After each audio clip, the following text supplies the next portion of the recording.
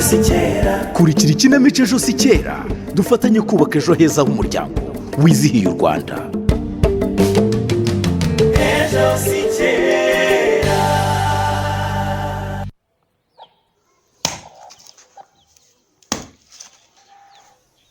Gihanye cy'igiti wagira ngo ni urutare. Mama ma Ayiwe, nturi kwasa uzi ko nkanze di neza agakobwa kanjye burya ni wowe. mama, ariko ibintu simbyumva. Nicyo utumva Mama, Karame? ibintu nge birambabaza rwose. Mama, ukuri nge birambabaza.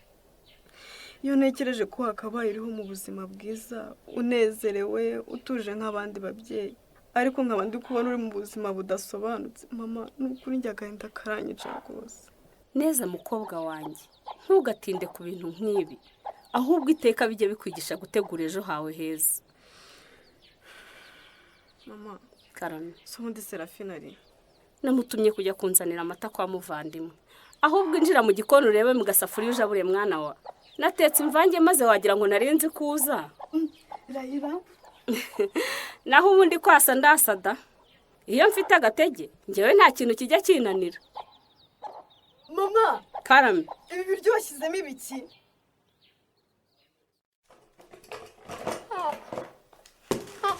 Mana nk'uko abisirayeli batakambye ntiwite ku byaha byabo ukabambutsa Yorodani. Mana ndagusabye ndakwinginze ngo umbabarire uyu mwana wanjye ntamfire mu biganza. Mana igira neza gitare gikomeye, ni wowe wenyine aka kanya wantabara. Mana ndakwinginze Nyagasani, wenda biba ubwa mbere n'ubwa nyuma, ariko ko atitaba telefone ndagira ndagusabye tabara uyu mwana wanjye Mana nzima. Mana we,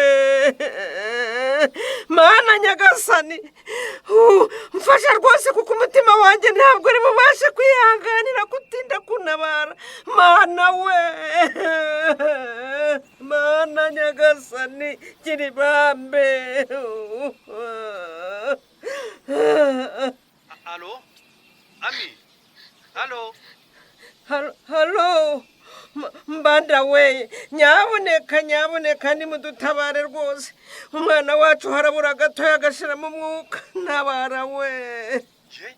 Bigeze bite ko navuga ngo amuvuga ngo ibinini mwamuhaye byatangiye kumworohereza? Reka ahubwo arimo arahuhuka. Ngwino mfashe tumujyane kwa muganga rwose. Yewe reka nzi.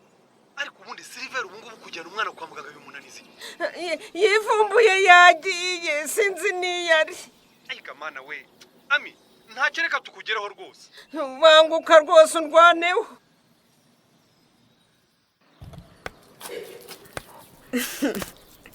Umva mama, ntakubeshye. Umva imitego abasore basigaye baduteka. N'umumarayika ntiyapfa kwisuta. Ne, ntabwo uri umwana wo kuba wakora ikosa ryo kutareba kure ngo utege amatwi abagushuka. Byose mubikora mubizi. Aha, arega mama, ibihe byarahindutse. Ubuse ko kuko kera mwe mwari mufite ba nyogosenge bakabicaza bakabagira inama, ariko ubu ni ukwirwanaho gusa. Ubu se avuga ko kwirwanaho ari uguta ubwenge n'umuco mukirirwa mwivuga kuri za interinete, mumena amabanga y'ubusugi, mukimena inda mwiyambika ubusa. Mwibwira abahisi n'abagenzi amateka n'amakuru yanyu. Ese tuvuge ko uwo mukobwa ntacyo bimubwiye, ubu umwana azabyara azabyakira ate nabibona? Ibyo ndabyumva cyakoze byo ni ukurengera, kandi ntibikwiye umukobwa w'umunyarwanda rwose. Ese ne, wakwitabye iyo telefone igihe yasoneye? Alo? Alo, shane rero ngiye kujya muri trip nzamara icyumweru.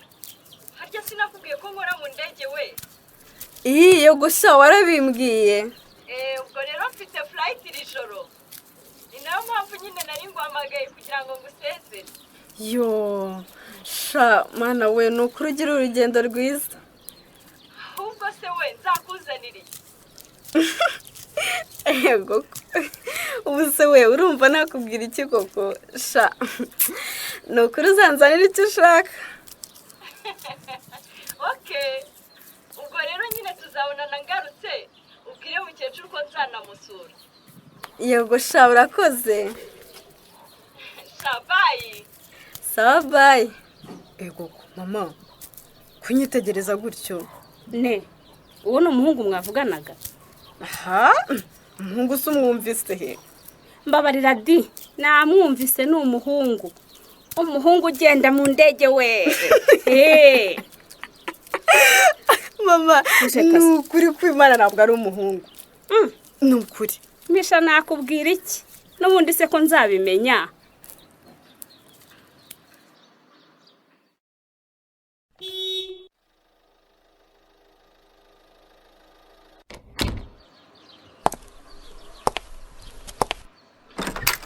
Mwiriwe neza. Uzi ko ntamenye igihe waziye agatotsi kari kantwaye. Nibwo nari nkiza nanjye, ariko noneho umunaniro nzanye sinzi ikiza kuwunkiza rwose. Ahubwo nsukira amazi yarambe n'inywera. Amazi ko bidasanzwe ra? Oya, mfite inyota nta kintu cyayinkiza. Ubwo ko inyota mfite ntashoramo na wisikira.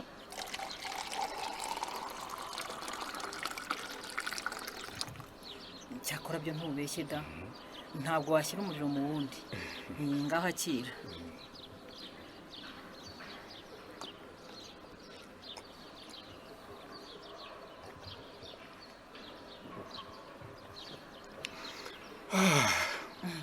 Nagowe pe. Nta kundi nyine ni irizuba. None se mureki?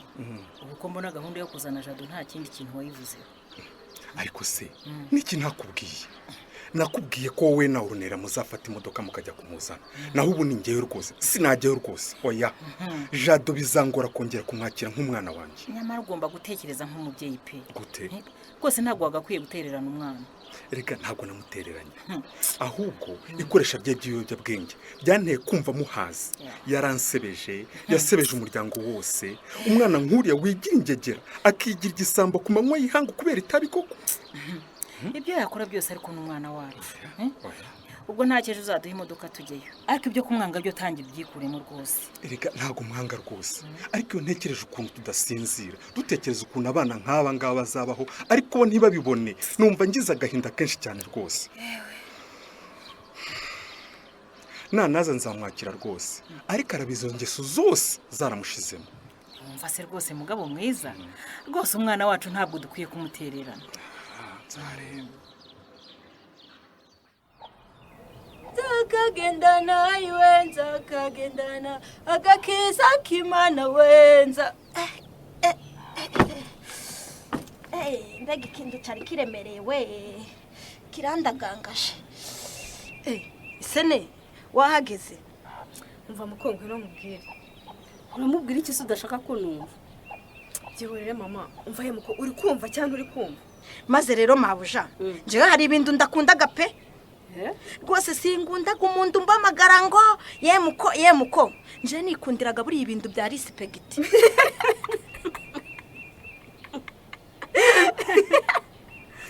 Umva ne, nje buri amvungaga umutwe. Uzi ukunda mvungaga umutwe? Cyane iyo umuntu ashatse kundisitiribiho.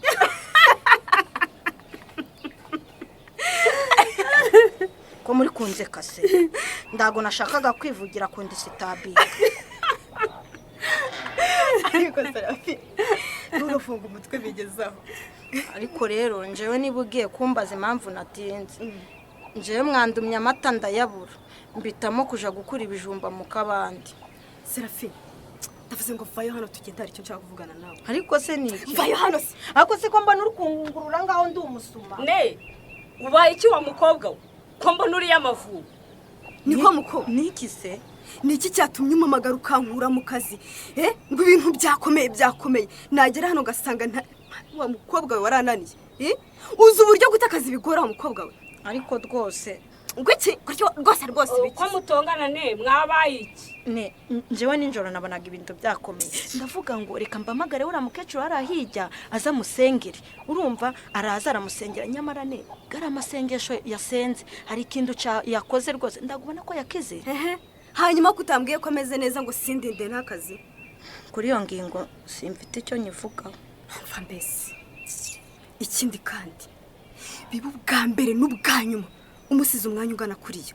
Uranyumva neza? Niba wongera nzahita nkwirukana. Wanyumvise? ubu uzi ko yatetse peteroli wowe? yesu we ndubimbwire neza we uzi inzara mfite ubu sindajya iki koko yesu w'i Nazareti we nyumvira ibintu yakoze mbese none se ne nikize ko mama wawe agaragaraga hari ikindi kibazo agiraga?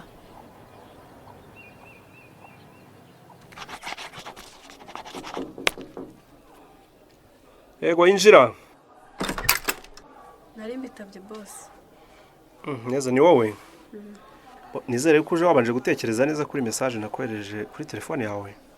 Ahubwo message yawe ntabwo nabashije kwisobanukirwa. Ako neza. Wabona nkwinginga gutya yagira ngo iki? Boss, nkeka ko iki ari cyo wagakwiye guheraho wibaza.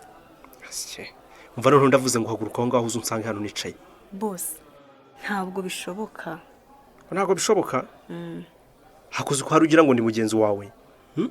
Ko neza. Ujye wibuka yuko ari giye boss hano cyangwa? Ndabizi kuri boss waha, ariko nanjye ndi boss w'ubuzima bwanjye. Uvuze ngo?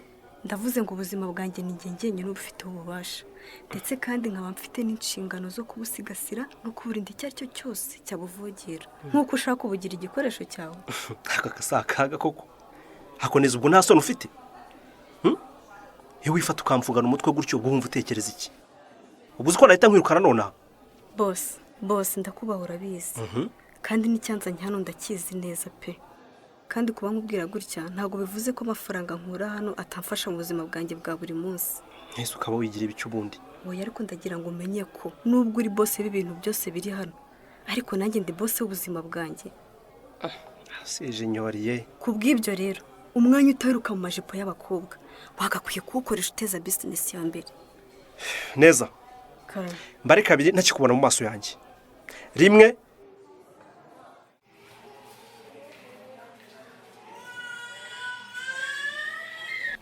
None se muga ubundi azibandwa nziganisha hehe koko? Humura reka nkwandikire ibizamo bwageze kwa muganga turamuvura. Mana yanjye we akanakumira gusa. Ubundi se wa mugabo we uyu mwana arinze kubarembana gutya mureba ko bigaragara ko atari bwagifatwa. Muga erega ntabwo ari uwanjye ubufasha ntabwo uyu mubyeyi. Reka dukore uko dushoboye ariko hagati aho muri mwitegura kuko tugiye kumwandikira ibitaro. Nta kibazo rwose niba byibuze yabagaho naho ubundi yaguma ubuzima. Ubu se ndakuraho amafaranga y'ibitaro ko nta mituweli dufite koko. Ayigamana we. Ikigaragara uyu mwana uburwayi bwamaze kumurenga. Bisaba ko rwose ufata ibitaro kugira ngo tumwiteho bihagije. Yego. Akira aka gapapuro. Nyura kuri adirishya bamuha kanini k'umuriro maze bamwereka icyumba muryamisha. Mbanda we wampamagariye Siliveri koko. Amina abuze uko yitwara mu kibazo cyo kuremba k'umwana we. Aho Mbanda arishyiraho umusaraba wo kwishyura fagitire wo kwa muganga kandi azi neza ko Siliveri umutungo ari kuwumarira mu kabari. Bose wa neza wakomeje kumutsa igitutu ashaka ko baryamana. Uyu mukobwa arabyitwara amande. Serafina bamuhaye gasopo kubera imvugo idakwiye yo kwita mama neza umusazi. Kuba bisabiye imbabazi se azahindura imyitwarire abane neza n'uyu murwayi. Naho ubutaha. Ni buri wa kane saa 2:15 z'umugoroba kuri Radio Rwanda. Ikinamico ejo si kera muyitegurirwa na Zacu Entertainment mukegezwaho n'umuryango Imbuto Foundation n'abafatanyabikorwa bawo.